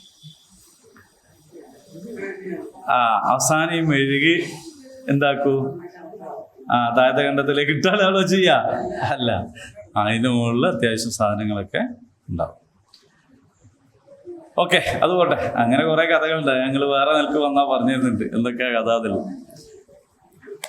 ഇതിനാണ് ഉരകല്ല് എന്ന് പറയാം. ഇത് പൊന്നാണോ, മുക്കുകൊണ്ടാണോ, ഇത് എത്ര ക്യാരറ്റാണ്? ഇപ്പോഴാണല്ലോ 916 വന്നത്. മുമ്പ് അങ്ങനെയല്ല, 22 ക്യാരറ്റാണ്. 21 20 22 ചിലത് വാങ്ങുമ്പോൾ 21 ക്യാരറ്റ് ആയിരിക്കും, വിൽക്കും 22 ക്യാരറ്റ് ആവും. ഒരേ സാധനം തന്നെ. അതൊക്കെ തിരിയുന്ന ഒരാൾക്ക്, നമ്മൾ കല്ലുമ്മൽ വെച്ച് വരുത്തിയാൽ ഒന്നും തിരിയില്ല, തിരിയുന്ന ആൾക്ക് തിരിയും. ഇതിനാണ് ഫുർഖാൻ എന്ന് പറയുന്നത്. സത്യവും അസത്യവും തമ്മിൽ വേർതിരിക്കുക. ഖുർആൻ എന്ന് പറയുന്നത് അതിൻ്റെ ഒരു പേരാണ് അൽ ഫുർഖാനുൽ അദീം, മഹത്തരമായ സത്യാസത്യ വിവേചനം. അപ്പൊ ഖുർആനിൽ ഒരു സാധനം ഇട്ട് നോക്കിയാൽ നമുക്ക് മനസ്സിലാവും ഇത് സത്യമാണോ അസത്യമാണോ. അപ്പൊ നമ്മളടുത്തൊരു സത്യമുണ്ട്, ആ സത്യത്തിനനുസരിച്ചുള്ള ഒരു ഖുർആൻ തരയല്ല. നമ്മളടുത്തൊരു മുതലുണ്ട്, ആ മുതൽ എന്ത് ചെയ്യാണ്? ഖുർആനികമായിട്ട് നോക്കുകയാണ്, സത്യമാണോ അസത്യമാണോ, നന്മയാണോ തിന്മയാണോ, ധർമ്മമാണോ അധർമ്മമാണോ, നേരാണോ നെറികേടാണോ. ഈ കാര്യം എന്ത് ചെയ്യണം? ഖുർആൻ വെച്ചുകൊണ്ടാണ് പരിശോധിക്കുക. അതുകൊണ്ട് ഖുർആൻ എന്താണ്? വൽ ഫുർഖാൻ, അത് സത്യാസത്യ വിവേചനമാകുന്നു എന്നാണ്. ഇത്രയും പറഞ്ഞതിന് ശേഷം പുതിയ നിയമം പറയാൻ പോവാണ്. നേരത്തെ പറഞ്ഞത് പൊതുവായിട്ട് ജനങ്ങളോട് നോമ്പിനെ പറ്റി വിളംബരം ചെയ്തതാണ്. ഇനി പുതിയ നിയമം പറയാണ്. വമൻ ഷഹിദ മിൻകുമുശ് ശഹർ, ഫമൻ, അപ്പോൾ ആര്, ഷഹിദ എന്ന് പറഞ്ഞാൽ എന്താണ്? സാക്ഷിയായി. ഷഹിദ എന്ന് പറഞ്ഞാൽ എന്താണ്? സാക്ഷിയായി. മിൻകും, നിങ്ങളിൽ ആര് സാക്ഷിയായോ, അശ്ശഹർ, ആ മാസത്തിന്. ഏത് മാസത്തിന്? റമദാൻ മാസത്തിന് സാക്ഷിയായാൽ ഫൽയസും, അപ്പോൾ അവർ നോമ്പെടുക്കട്ടെ. അപ്പൊ സാക്ഷിയാവുക എന്ന് പറഞ്ഞാൽ എന്താണ് അർത്ഥം? സാക്ഷിയാവുക എന്ന് പറഞ്ഞാൽ ആ റമദാൻ മാസത്തിൽ നിങ്ങൾ ഉണ്ടായിരിക്കുക. ആ സാക്ഷി എന്ന് പറഞ്ഞാൽ സന്നിഹിതനാവുക. അതായത് അതിൽ ഉണ്ടായിരിക്കുക. ഈ ഷഹിദ എന്ന് പറയുന്നത് വിപുലമായ അർത്ഥമുള്ള ഒരു പദമാണ്. ഷഹിദ എന്ന് പറഞ്ഞാൽ കാണുക എന്നർത്ഥമുണ്ട്, മനസ്സിലായോ? സാക്ഷ്യം വഹിക്കുക എന്നർത്ഥമുണ്ട്. അതേപോലെ തന്നെ ഇവിടത്തെ അർത്ഥം ഹാദിറാവുക എന്നാണ്. അപ്പോൾ ആരാണോ ആ റമദാൻ മാസത്തിൽ ഉണ്ടായിരിക്കുന്നത് അവർ നോമ്പെടുക്കട്ടെ. ഇനി റമദാൻ മാസമായി എന്നെങ്ങനെ മനസ്സിലാവും? റമദാൻ മാസം ആയി എന്നെങ്ങനെ മനസ്സിലാവും? അതായത് സൗരവർഷവും ചന്ദ്രവർഷവും തമ്മിൽ വ്യത്യാസം. ജനുവരി ഫെബ്രുവരി മാർച്ച് ഇതൊക്കെ സൂര്യനെ ആസ്പദിച്ചുള്ളതാണ്. നമ്മുടെ കലണ്ടർ ചന്ദ്രനെ അടിസ്ഥാനപ്പെടുത്തിക്കൊണ്ടുള്ളതാണ്, ലൂണാർ കലണ്ടറാണ്. അപ്പൊ അതിന്റെ പ്രത്യേകത ചന്ദ്രപ്പിറ അനുസരിച്ചാണ്. ബാലചന്ദ്രൻ, നമ്മുടെ ബാലേന്ദ്രേട്ടനല്ല, ബാലചന്ദ്രൻ ഹിലാൽ, അതിനെ ആസ്പദിച്ചാണ്. അപ്പൊ അതുകൊണ്ട് ചന്ദ്രപ്പിറ മുതൽ ചന്ദ്രപ്പിറ വരെയാണ് ഒരു മാസം. അപ്പൊ റമദാനായി എന്നെങ്ങനെ മനസ്സിലാവും ചോദിച്ചാൽ, ഒന്നുകിൽ ശഅബാൻ 29 ചന്ദ്രപ്പിറ കാണണം. അങ്ങനെ കണ്ടു കഴിഞ്ഞാൽ പിറ്റേന്ന് റമദാൻ 1 എന്നാൽ ശഅബാൻ 21 ചന്ദ്രപ്പിറ കണ്ടില്ല, ശഅബാൻ 30 കണ്ടില്ല, എന്നാൽ പിന്നെ കാണണമെന്നില്ല. കാരണം 30 ഉള്ളൂ, 31 ജനുവരി 31 പോലെ ഇല്ല. അപ്പൊ 30 കണ്ടാലും കണ്ടിയില്ലെങ്കിലും പിറ്റേന്ന് 1. കണ്ണുകൊണ്ട് കാണുകയല്ലാത്ത മറ്റൊരു മാർഗവും ഇല്ലാതിരുന്ന ഒരു കാലത്താണ് റസൂലുള്ളാഹി സ്വല്ലല്ലാഹു അലൈഹി വസല്ലം ജീവിച്ചത്. അതുകൊണ്ട് റസൂൽ സല്ലല്ലാഹു അലൈഹി വസല്ലമയുടെ കാലത്ത് ഇന്നത്തെ ഒരു തർക്കം ഉണ്ടായിരുന്നില്ല. കാരണം കാണുക എന്നതല്ലാത്ത കണക്ക് കൂട്ടുക എന്ന് പറയുന്നൊരു സംഗതി ഇല്ല, പിൽക്കാലത്ത് വന്നതാണ്. അന്ന് കാണുക, കണ്ടാൽ അതെന്ത് ചെയ്യണം? സ്വന്തം അല്ല പരിപാടി. ഇസ്ലാമിൽ ഒന്നും സ്വന്തം അല്ല. നിങ്ങൾ കണ്ടു കഴിഞ്ഞാൽ നിങ്ങളുടെ നേതൃത്വത്തെ അറിയിക്കണം. അപ്പോൾ അവിടെ ഖാദി ഉണ്ടാവും, അറിയിക്കണം. അദ്ദേഹത്തിന് ബോധ്യപ്പെടണം നിങ്ങൾ കണ്ടിട്ടുണ്ട് എന്ന്. കണ്ടോ, ആയിക്കോട്ടെ എന്നറിയല്ല. അത് അദ്ദേഹത്തിന് ബോധ്യപ്പെടുന്ന ആവശ്യമായ ചോദ്യങ്ങളൊക്കെ ചോദിക്കും. അങ്ങനെ ബോധ്യപ്പെട്ട് കഴിഞ്ഞാൽ പ്രഖ്യാപനം നടത്തും. എന്ത്? ചന്ദ്രപ്പിറ കണ്ടിരിക്കുന്നു, അപ്പൊ റമദാനായിരിക്കുന്നു എന്ന് തീരുമാനം. ഇങ്ങനെയാണ് കാണുന്ന രീതി. പക്ഷേ കമ്മ്യൂണിക്കേഷൻ വളരെ കുറഞ്ഞ ഒരു കാലമായിരുന്നു അത്. ഇപ്പൊ ഇവിടെ വന്ന് ചന്ദ്രനെ കണ്ടു എന്നുള്ള വിവരമോ തൊട്ടപ്പുറത്തൊരു നാട്ടിൽ അറിഞ്ഞോളണമെന്നില്ല. കാരണം ഇന്നത്തെ പോലെ വാട്സപ്പില്ല. ഇപ്പൊ എന്തുണ്ടെങ്കിലും ഉടനെ വാട്സപ്പിലിടും, എന്തും വാട്സപ്പിലിടുമല്ലോ. അതേസമയത്ത് അങ്ങനെ ഇല്ലല്ലോ അന്ന്. അപ്പൊ അതുകൊണ്ട് ആ നാട്ടിലുള്ളവർക്ക് ആ നാട്ടിൽ കണ്ടാലാണ് മനസ്സിലാവുക. നമുക്ക് തന്നെ ഹജ്ജിന് പോയി വന്ന ആളോട് ചോദിക്കലേനും എന്നേനും അവിടെ അറഫാന്ന് ബുധനാഴ്ച ആയിരുന്നു, എന്നാ ഞാളൊക്കെ ഇവിടെ വ്യാഴാഴ്ച അറഫാന്നാ വിചാരിച്ചതെന്ന് പറഞ്ഞു. അപ്പോ നമ്മൾ മാസം കണ്ടതനുസരിച്ചായിരുന്നു അറഫ. ഇന്നങ്ങനെയല്ല. ഇന്ന് അറഫയിൽ നിൽക്കുന്നത് കാണാം, മസ്ജിദ് നബവിയിലെ ഖുത്ബ ഇവിടെ നിന്ന് തന്നെ കേൾക്കാം, എല്ലാം കാണാൻ പറ്റുന്ന സൗകര്യം. അപ്പോഴാണ് തർക്കം വന്നത്. പിന്നെ മനുഷ്യന്മാരെ ശാസ്ത്രീയമായി പുരോഗതി പ്രാപിച്ചു. ഇങ്ങനെ ഇന്ന ദിവസം കാണോ കാണൂലേ എന്നതൊക്കെ ആദ്യമേ തന്നെ കണക്കിലൂടെ കണ്ടെത്താൻ പറ്റുന്ന ഒരു സാഹചര്യം നിലവിൽ വന്നു. അപ്പോൾ ഒരു കൂട്ടർ പറഞ്ഞു, നബിന്റെ കാലത്ത് കണക്ക് കൂട്ടാൻ അറിഞ്ഞുകൂടാത്തതുകൊണ്ടാണ്. അപ്പോൾ നമുക്ക് കണക്ക് കൂട്ടാൻ അറിയാലോ. മാത്രമല്ല നമ്മളിപ്പോൾ ബാങ്കിന്റെ നേരെ ഒന്നും ഇപ്പോൾ നോക്കിയിട്ടല്ലല്ലോ ബാങ്ക് കൊടുക്കുന്നത്. ലോഹർ ബാങ്ക് കൊടുക്കുന്നത് സൂര്യൻ അല്പം തെറ്റിയാൽ എന്നാണല്ലോ. അല്പം തെറ്റണ ആരോ നോക്കിക്കല്ലോ? ഇല്ലല്ലോ. സൂര്യൻ അസ്തമിച്ചാൽ മഗ്രിബ്, അസ്തമയ ശോഭ മാഞ്ഞാൽ, അവിടെ ശോഭയാണ് അല്ലേ, എവിടെ ബാലേന്ദ്രനും അവിടെ ശോഭ. അസ്തമയ ശോഭ മാഞ്ഞാൽ ഇശാ, ഇങ്ങനെയാണല്ലോ. അപ്പോ ആരെങ്കിലും അസ്തമയ ശോഭ നോക്കലുണ്ടോ? കലണ്ടറിൽ നോക്കും ബാങ്ക് കൊടുക്കുന്ന ആള് അല്ലേ. അപ്പൊ ഈ കലണ്ടറിൽ ഇതെല്ലാം മുമ്പേ പ്രിന്റ് ചെയ്ത് വെച്ചതാണ്. അപ്പൊ അതൊക്കെ അങ്ങനെ കണക്ക് കൂട്ടി പ്രിന്റ് ചെയ്ത് വെക്കാമെങ്കിൽ എന്തുകൊണ്ട് ഇതും അങ്ങനെ ചെയ്തുകൂടാ എന്നതാണ് ചോദ്യം. അപ്പോ അതുകൊണ്ട് കണക്ക് നോക്കിയിട്ട് മാസം എന്ത് ചെയ്യാം, ഉറപ്പിക്കാം എന്നൊരു കൂട്ടർ പറഞ്ഞു. പിന്നെ അത് വീണ്ടും വികസിച്ചിട്ട് പിന്നെ പറഞ്ഞു, കാണാതിരിക്കുക എന്നുള്ളതല്ലോ, ഉണ്ടാവാതിരിക്കുക എന്നുള്ളതാണല്ലോ. അപ്പോ ഈ ചന്ദ്രപ്പിറ എന്ന് പറയുന്നത് നമ്മൾ കാണുന്നുണ്ടെങ്കിലും കാണുന്നില്ലെങ്കിലും പിറ സംഭവിക്കുമല്ലോ. അതെന്താണ് എന്ന് മനസ്സിലാക്കാൻ കഴിവുണ്ടെങ്കിൽ പിന്നെ അത് നോക്കിയാൽ പോരെ എന്നുള്ളിടത്തേക്ക് വന്നു. അപ്പൊ മറുപക്ഷത്തിന്റെ ന്യായം എന്താണെന്ന് ചോദിച്ചാല്, അത് സൂര്യന്റെ കണക്കാണ്, ഇത് ചന്ദ്രന്റെ കണക്കാണ്, രണ്ടും ഒരുപോലല്ല. മറ്റൊന്ന്, നബി സല്ലല്ലാഹു അലൈഹി വസല്ലം ചന്ദ്രപ്പിറ കാണുമ്പോഴുള്ള പ്രാർത്ഥന പഠിപ്പിച്ചിട്ടുണ്ട്. അത് കണക്കൂട്ടി പ്രാർത്ഥിക്കാൻ പറ്റുമോ? അപ്പൊ കാണുന്നതാണ് വേണ്ടിയത്. അല്ല, അങ്ങനെ കണ്ടാലുള്ള പ്രശ്നമോ കാണാൻ കാത്തിരുന്നാലുള്ള പ്രശ്നമോ നമുക്ക് ഈ ഹിജ്റ കലണ്ടർ ഉപയോഗിക്കാൻ കഴിയില്ലല്ലോ.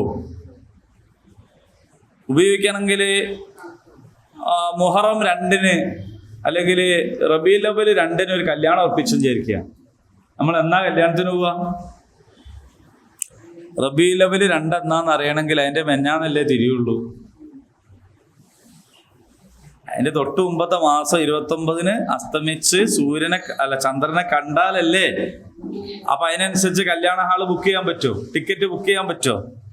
ഇന്നിപ്പോ നമ്മള് കല്യാണക്കത്തിൽ അറബി മാസം എഴുതുന്നത് വെറുതെ ഒരു അലങ്കാരത്തിന് എഴുതുക. ആരെങ്കിലും അത് നോക്കി കല്യാണത്തിന് പോലുണ്ടോ? അത് നോക്കി കല്യാണത്തിന് പോയാൽ ചിലപ്പം അവിടെയുള്ള ചെമ്പും കൂടി പാത്രവും ഒക്കെ എടുത്ത് വെച്ചതിന്റെ ശേഷം നമ്മളവിടെ എത്തുക. കാരണം എന്താണ്, മാസം കണ്ട് മാറിയിട്ടുണ്ടാവും, ഇവിടെ ഡേറ്റ് മാറിയിട്ടുണ്ടാവും. അപ്പം പോകാൻ നമ്മൾ ഇംഗ്ലീഷ് മാസം തന്നെ നോക്കും. മറ്റേത് നമ്മളിങ്ങനെ മാപ്പിളാരാണെന്നുള്ളവർക്ക് സഫർ എന്നൊക്കെ എഴുതി വെക്കുന്നു മാത്രമേ ഉള്ളൂ. അങ്ങനെ പോരല്ലോ. ലോകത്തെവിടെയും ഡിസംബർ 15 എന്ന് പറഞ്ഞാൽ ഒറ്റ ദിവസമായിരിക്കുമല്ലോ. അത് ഓരോ സമൂഹം മാറുന്നതിനനുസരിച്ച് മാറുന്നില്ല. ഇതുപോലെ നമുക്ക് ഇസ്സത്തുള്ള ഒരു കലണ്ടറാണ് വേണ്ടത്. അതുകൊണ്ട് ഏത് ലോകത്ത് നിന്നും നമുക്ക് പറയാനൊരു ഡേറ്റ് കിട്ടണം.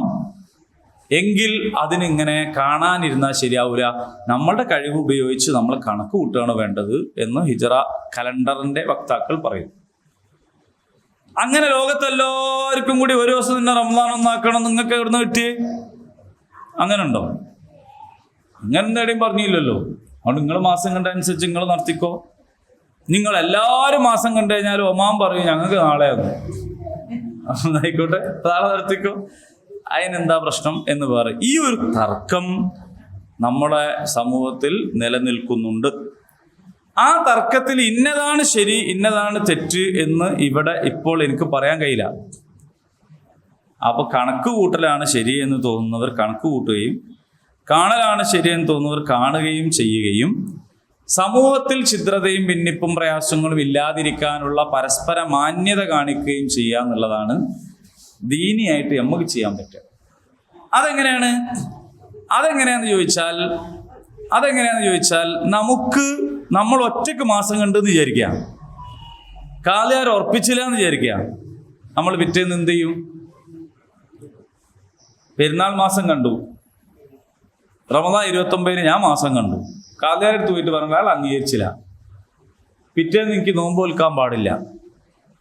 കാരണം എൻ്റെ ബോധ്യമാണെന്ത് കണ്ടിട്ടുണ്ട്, ഞാൻ കണ്ടതാണ്. പക്ഷെ ഞാൻ കള്ളനായതുകൊണ്ടൊന്നുമല്ല, എൻ്റെ ഒരു വർത്താനവും കോലവും ഞാൻ പറഞ്ഞിട്ടുള്ള വിശദീകരണമൊന്നും അദ്ദേഹത്തിന് ബോധ്യപ്പെട്ടില്ലെങ്കിൽ അദ്ദേഹം എന്ത് ചെയ്യൂല?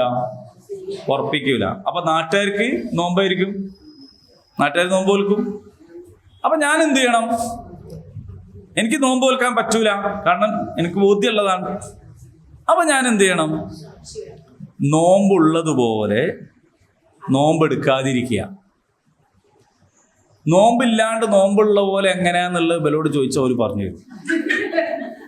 കണ്ടാൽ നമുക്ക് തോന്നും പാവം നോമ്പ് പറ്റി വരികയാണ്, അതിന് നോമ്പൊന്നും ഉണ്ടാവില്ല. അത് എനിക്ക് വളരെ നന്നായിട്ട് അറിയാം. കുട്ടികളെ മുമ്പിലെല്ലാം പോലെ കുട്ടികളും കൂടി വിചാരിക്കും പാവം ഉമ്മച്ചിക്ക് നോമ്പാണ് എന്ന്. ഉമ്മക്ക് നോമ്പൊന്നുമില്ല. അങ്ങനെ ആയിരിക്കണം. അല്ലാണ്ട് ഓൻ്റെ മുമ്പ് പോയി സിഗരറ്റ് അടിക്കുക, അവനോട് ചായ എനിക്ക് പെരുന്നാളാണല്ലോ എന്ന് വിചാരിച്ച് നിൽക്കാൻ പാടില്ല. നോമ്പുള്ള പോലെ നിൽക്കണം, പക്ഷെ നോമ്പെടുക്കാനും പാടില്ല. ഇതാണ് അയാളുടെ വിധി. ഇതേ വിധി തന്നെ ഇതിൽ പ്രയോഗിക്കുക. കണക്കനുസരിച്ചിട്ട് എനിക്ക് ഇന്ന് പെരുന്നാളാകുന്നുവെങ്കിൽ ഞാൻ ഇന്ന് നോമ്പെടുക്കാതിരിക്കണം.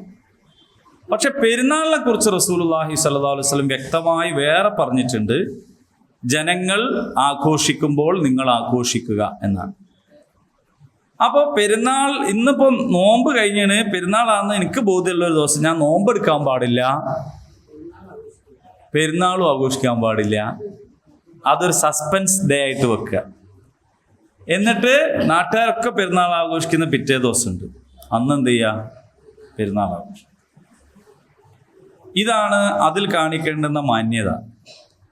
ആ മാന്യത കാണിച്ചുകൊണ്ട് ഈ അഭിപ്രായ വ്യത്യാസം ഉണ്ടായിരിക്കെ തന്നെ നമുക്ക് സ്നേഹത്തോടെ മുന്നോട്ട് പോകാൻ പറ്റും. ഇതാണ് ചെയ്യേണ്ടത്. പിന്നെ ആകെ മൊത്തങ്ങൾ മനസ്സിലാക്കേണ്ടത് ഇതിലൊരു അഡ്ജസ്റ്റ്മെന്റ് നിലവിൽ സമുദായം ഇപ്പം ചെയ്യുന്നുണ്ട്. അങ്ങനെ ചെയ്യുന്നത് കൊണ്ടാണ് അൽഹംദുലില്ലാ കുറച്ച് കാലമായിട്ട് നമുക്ക് 2-3 നോമ്പും പെരുന്നാളൊന്നും ഇല്ലാത്തത്. മനസ്സിലായോ? ആവശ്യത്തിനുള്ള അഡ്ജസ്റ്റ്മെന്റ് അതിൽ വരുത്തുന്നുണ്ട്. അങ്ങനെ വരുത്താം. കാരണം ഉമ്മത്ത് ഒന്നിച്ച് നിൽക്കുക എന്ന് പറയുന്നത് അത്രയും പ്രധാനപ്പെട്ട കാര്യമാണ്. പിന്നെ നിങ്ങൾ ആലോചിച്ച് നോക്കൂ, ഏത് നോമ്പിന് തർക്കം വന്നാലും ഒരു ദിവസത്തെ തർക്കമല്ലേ ഉള്ളൂ. ഇതാകപ്പാട് റമദാനിൽ മാത്രമാണോ മാസം കാണലും കണക്കൂട്ടലും? 12 മാസത്തിനും ഇത് ബാധകല്ലേ? ഈ 12 മാസത്തിൽ 6 ശരിയായി വിചാരിക്കുക, 6 തെറ്റിയില്ലെങ്കിൽ അടുത്ത റമദാനാകുമ്പോഴത്തെ 6 ദിവസത്തെ വ്യത്യാസം ഉണ്ടാകണ്ടേ? നിങ്ങൾ ഇത്രയും കാലമായിട്ട് 6 ദിവസത്തെ വ്യത്യാസം എവിടെ കണ്ടുകളോ? 5 ദിവസത്തെ വ്യത്യാസം കണ്ടുള്ളൂ? ഇല്ലല്ലോ. ആകെ 2 ദിവസത്തെ വ്യത്യാസമല്ലേ ഉള്ളൂ. അപ്പൊ എന്താ അങ്ങനെ സംഭവിക്കുന്നുണ്ടാവുക? അൽഹംദുലില്ലാ അതിൽ സമുദായം എന്ത് ചെയ്യുന്നുണ്ട്? ഒരു അഡ്ജസ്റ്റ്മെന്റിൽ കാര്യങ്ങൾ നീങ്ങി മുന്നോട്ട് പോകുന്നുണ്ട്. അങ്ങനെ മുന്നോട്ട് പോകാൻ പറ്റുന്ന വിഷയമാണ് ഇതൊക്കെ. അതല്ലാതെ ഒറ്റ വെട്ടിന് 2 കഷ്ണാക്കിയിട്ട് കുറേ എണ്ണം നരകത്തിൽ കുറേ അങ്ങനൊന്നുമില്ല.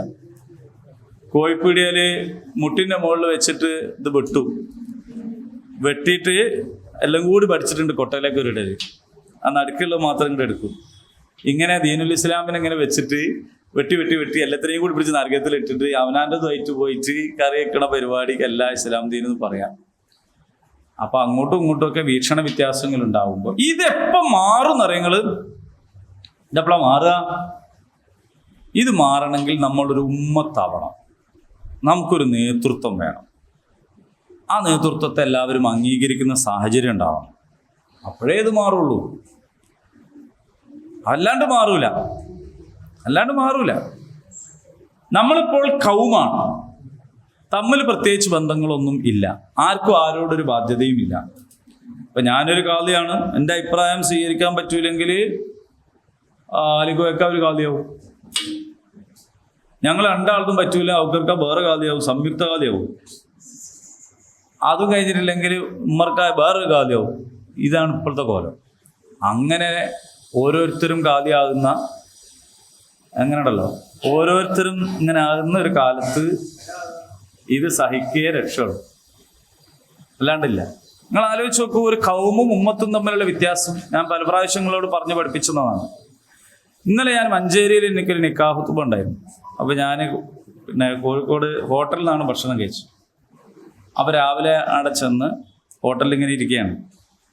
അപ്പോൾ എൻ്റെ മുമ്പിൽ ഒരാൾ വന്നിരിക്കുന്നുണ്ട്, ഞാനും ഇരിക്കുന്നുണ്ട്, അയാളും ഇരിക്കുന്നുണ്ട്, മുഖത്തോട് മുഖം നോക്കിയിരിക്കുകയാണ്. പക്ഷെ ഞങ്ങൾ രണ്ടാളും രണ്ട് വഴിക്ക് പോകണം. എനിക്ക് അയാളെ അറിയില്ല, അയാൾക്ക് എന്നെ അറിയില്ല, യാതൊരു ബന്ധവുമില്ല. പക്ഷെ ഞാൻ പൊറാട്ട ഇലക്കറിയും പറഞ്ഞു, അയാളും പൊറാട്ട ഇലക്കറിയും പറഞ്ഞു. ഞങ്ങൾ തമ്മിൽ ബന്ധമൊന്നുമില്ല. സപ്ലയർ രണ്ടാൾക്ക് കൂടിയുള്ള പൊറാട്ട ഒരു പാത്രത്തിൽ കൊണ്ടുവച്ചെന്നു. അപ്പൊ അയാൾ വിചാരിച്ച് ഞങ്ങൾ ഒന്നിച്ചുള്ള. അപ്പൊ ഇത് കൊണ്ടുവച്ചപ്പോ അയാൾ ഇന്നിങ്ങനെ നോക്കുക, നമ്മളൊന്നല്ലല്ലോ, പിന്നെ നമ്മൾ രണ്ടാളെയും കൂടി പൊറാട്ട ഒരു പാത്രത്തിലായാലും എങ്ങനെയാന്നുള്ള ആൾക്കിന്നെ നോക്കുമ്പോൾ ഞാൻ പറഞ്ഞു, നിങ്ങൾ എടുത്തോളി, നിങ്ങൾക്ക് ആവശ്യമുള്ള എടുത്തോളി, കയ്യിൽ എടുക്കണതിന് പ്രശ്നമല്ല, നിങ്ങൾ എടുത്തു. ഞാൻ അയാൾ എടുത്തതിൻ്റെ ശേഷം ബാക്കി ഞാൻ എടുത്തു. പിന്നെ എൻ്റെ പേടി എന്താ പറയുക, രണ്ടാളെയും കൂടി ബില്ലിൻ്റെ അടുത്തുകൊണ്ട് തരുമില്ല. ഞങ്ങൾ തമ്മിലൊരു ബന്ധമില്ല, സപ്ലയർക്ക് ഇത് അറിയില്ലല്ലോ. ഒരൈലൻഡ് 2 ഐലൻഡ് ബില്ല് കൊടുക്കേണ്ടി വരുന്ന ഒരു സാഹചര്യങ്ങൾ ആലോചിച്ച് നോക്ക്. എന്നാ അതേ സമയത്ത് നമ്മൾ രണ്ടാളും കൂടി ഒന്നിച്ചൊരു യാത്ര പോവുകയാണെങ്കിൽ നമുക്ക് ഒരു പാത്രത്തിൽ തന്നെ കറിയും ഒരു പാത്രത്തിൽ തന്നെ സാധനം കൊണ്ടുവച്ചാലും നമ്മൾ സന്തോഷത്തോടെ അല്ലേ സ്വീകരിക്കുക. ഒരാൾ ബില്ല് കൊടുക്കാൻ പോകുമ്പോൾ ഞാൻ കൊടുത്തോളാന്ന് പറയല്ലേ ചെയ്യുക, അല്ലേ? പൈസ കൂടിയിട്ടോ കുറഞ്ഞിട്ടോ ആണോ? അല്ല. മറ്റേ ആളും ഞാനും തമ്മിലൊരു ബന്ധവുമില്ല, ഒരു ബാധ്യതയില്ല. അപ്പൊ പിന്നെ അയാളെ പൊറോട്ട എൻ്റെ പ്ലേറ്റിൽ എന്തിനാന്നുള്ളതാണ് എൻ്റെ ചോദ്യം. ഇത് ഇന്നലെ നടന്ന സംഭവമാണ്. ബന്ധമുള്ളവർ പോകുമ്പോൾ ഞാൻ എൻ്റെ പൊറോട്ട പകുതി എടുത്തിട്ട് ചിലപ്പോൾ എന്ത് ചെയ്യും, കൊടുക്കും. അയാൾ അയില അത് കഷ്ണം എടുത്തിട്ട് ബാക്കി ഇങ്ങോട്ട് തരും, അല്ലേ? ഇതാണ് ഉമ്മത്തും കൗമും തമ്മിലുള്ള വ്യത്യാസം. നമ്മളിപ്പോൾ എങ്ങനെയാന്ന് വെച്ചാൽ ഓരോരുത്തരും തോന്നിയ പോലെ അങ്ങനെ പോവാണ്. ആർക്കും ആരോടും പ്രത്യേകിച്ച് ബന്ധമൊന്നുമില്ല. നിങ്ങൾ ഇഷ്ടമുള്ളത് പറഞ്ഞാൽ ഞാൻ സ്വീകരിക്കും. ആർക്കും ഇഷ്ടമുള്ളത്? എനിക്ക് ഇഷ്ടമുള്ളത് പറഞ്ഞാൽ, നിങ്ങൾക്ക് ഇഷ്ടമുള്ളത് ഞാൻ പറഞ്ഞാൽ നിങ്ങൾ സ്വീകരിക്കും. ബാധ്യതകളില്ല. മുസ്ലിം ഉമ്മത്ത് എന്ന് പറഞ്ഞാൽ ശരിക്കും അങ്ങനല്ല. എങ്ങനെ വേണ്ടതെന്ന് ചോദിച്ചാൽ ഒന്നിച്ച് യാത്ര പോകുന്ന ആളെ പോലെയാണ് വേണ്ടത്. അവരുടെ ലക്ഷ്യം ഒന്നായിരിക്കും, മഹ്റജ് പുറപ്പെടുന്ന സ്ഥലം ഒന്നായിരിക്കും, അവരുടെ മാതൃക ഒന്നായിരിക്കും, അവരുടെ മാർഗം ഒന്നായിരിക്കും, പരസ്പര ബന്ധമുണ്ടാകും, ഒരാളെ പരിഗണിക്കും, ഒരാൾക്ക് വേണ്ടെന്ന് വെക്കും. അങ്ങനെയുള്ള ഉമ്മത്ത് മുസ്ലിമ ആവുക എന്നുള്ളതാണ് ഇത്തരം തർക്കങ്ങളിൽ നിന്ന് നമുക്ക് അപകടങ്ങളില്ലാതെ രക്ഷ. എന്നാലും അഭിപ്രായ വ്യത്യാസമൊക്കെ ഉണ്ടാവും, മനുഷ്യന്മാരെ ബുദ്ധിയുള്ളിടത്തോളം അഭിപ്രായ വ്യത്യാസം ഉണ്ടാവും. പക്ഷെ അഭിപ്രായ വ്യത്യാസങ്ങൾ അപകടകരമല്ലാത്ത രീതിയിൽ കൊണ്ടുപോകാൻ അത് മാത്രമേ മാർഗമുള്ളൂ. ഇനി നേരത്തെ പറഞ്ഞ നിയമം ഒന്നുകൂടി ഉറപ്പിച്ചു പറയാണ്. വമൻ ഖാന മരീദൻ ഔ അലാ സഫരിൻ ഫഇദ്ദത്തും മിൻ അയ്യാമിൻ ഉഖ്റ. നേരത്തെ പറഞ്ഞ നിയമം കാശുള്ള ആളുകൾ ഒന്നുകിൽ നോമ്പെടുക്കുകയോ അല്ലെങ്കിൽ ഫിദിയ കൊടുക്കുകയോ ചെയ്താൽ മതിയായിരുന്നു. ഇവിടെയുള്ള നിയമം അങ്ങനല്ല. ഇവിടെ എന്തായാലും നോമ്പെടുക്കണമെന്നായി. രോഗികളോ യാത്രക്കാരോ ആയ ആളുകൾക്ക് ഇവിടെ ഇളവുള്ളൂ, അല്ലാത്ത എല്ലാവരും നോമ്പെടുക്കണം. നേരത്തെ അങ്ങനല്ലായിരുന്നു. നേരത്തെ ഫിദിയ കൊടുക്കാൻ കഴിയുള്ളൂ, ഫിദിയ കൊടുത്താൽ തന്നെ മതിയായിരുന്നു, നോമ്പെടുക്കണമെന്നില്ല. ഇവിടെ നിയമം പൂർണ്ണതയിലെത്തി. ആദ്യം അങ്ങനെയായിരുന്നു, ഇപ്പൊ മാറി. ഇപ്പൊ നിയമം എന്താണ്? ആരോഗ്യമുള്ള ആളുകൾ, മുഖ്യമായ ആളുകൾ, സ്ഥലത്തുള്ള ആളുകൾ അവരെന്ത് ചെയ്തോളണം? എല്ലാവരും നോമ്പെടുക്കണം. യാത്രക്കാരായ ആളുകൾക്ക് ഇളവുണ്ട്, രോഗികൾക്ക് ഇളവുണ്ട്. പക്ഷെ അവരും എന്ത് ചെയ്യണം? മറ്റൊരു സമയത്ത് അത് നോറ്റ് വീട്ടണം. യുരീദുല്ലാഹു ബിക്കുമുൽ യുസ്ര വലാ യുരീദു ബിക്കുമുൽ ഉസ്ര. ഇനി ഒരാൾക്ക് യാത്രയിൽ തന്നെ നോമ്പെടുക്കലാണ് അയാളുടെ സൗകര്യമെങ്കിൽ അള്ളാഹു നിങ്ങൾക്ക് എളുപ്പമാണ് ഉദ്ദേശിക്കുന്നത്, അവൻ നിങ്ങളെ പ്രയാസപ്പെടുത്തണമെന്ന് ഉദ്ദേശിക്കുന്നില്ല. അങ്ങനെയും ആകാവുന്നതാണ്. വലിതുക്മിലുൽ ഇദ്ദത, അങ്ങനെ നിങ്ങൾ എണ്ണം തികയ്ക്കണം. വലിതുകബ്ബിറുല്ലാഹ അലാ മാ ഹദാകും, അള്ളാഹു നിങ്ങൾക്ക് സന്മാർഗം കാണിച്ചു തന്നതിന് പേരിൽ നിങ്ങൾ അള്ളാഹുവിന്റെ നാമം പ്രകീർത്തിക്കണം. അതാണ് റമദാൻ പൂർത്തീകരിച്ചാൽ തക്ബീർ ചൊല്ലുന്നത്.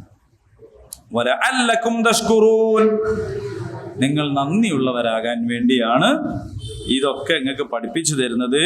ഖുർആൻ തന്നതിൻ്റെ നന്ദി, ഹിദായത്ത് കിട്ടിയതിൻ്റെ നന്ദി, റമദാൻ മാസത്തിൽ ജീവിക്കാൻ കഴിഞ്ഞതിൻ്റെ നന്ദി, ആഫിയത്തുള്ളതിൻ്റെ നന്ദി, നോമ്പെടുത്തതിൻ്റെ നന്ദി, ഇതെല്ലാം ഉണ്ടാവാൻ വേണ്ടിയിട്ടാണ് എന്നാണ്. അള്ളാഹു തൗഫീഖ് ചെയ്യുമാറാകട്ടെ. اللهم ربنا تقبل منا إنك أنت السميع العليم وتب علينا إنك أنت التواب الرحيم. ربنا آتنا في الدنيا حسنة وفي الآخرة حسنة وقنا عذاب النار. آمين. الحمد لله رب العالمين.